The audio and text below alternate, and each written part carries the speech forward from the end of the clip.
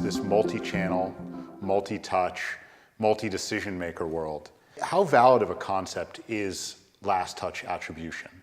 And do you see viability in more multi-touch attribution models?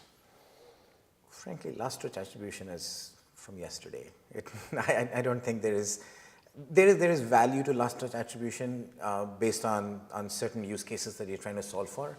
But in the context of ABM, in the context of full B2B marketing, I don't think that you can rely on last touch attribution as providing you any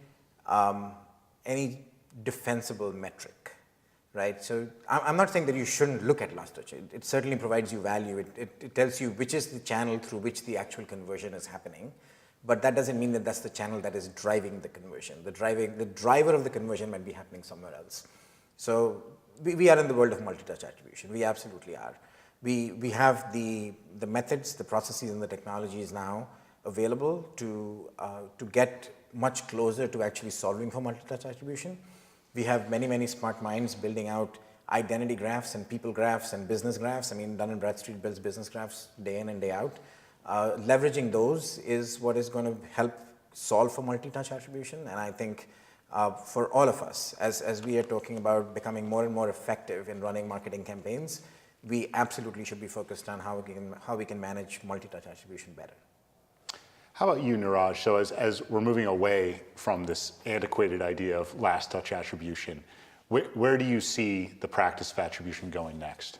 I think Anudit summed it up well, because what's happening in the ID graph or some of the capabilities that Anudit talked about is that we are getting better and better to find the linkage between an individual who is a consumer, an individual who is a business contact, and the media that they consume.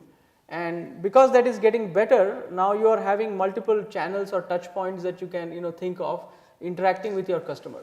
So your final touch point could be hey, somebody looked at an ad, or somebody reacted to a social targeting that you have done, and they landed on your website to download a white paper.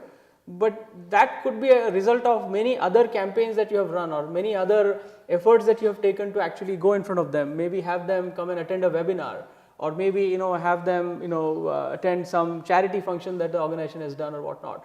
So it's a collection of multiple different interactions that the customer is having with your brand, with your product, with your competition, and that kind of culminates to the action that the customer takes.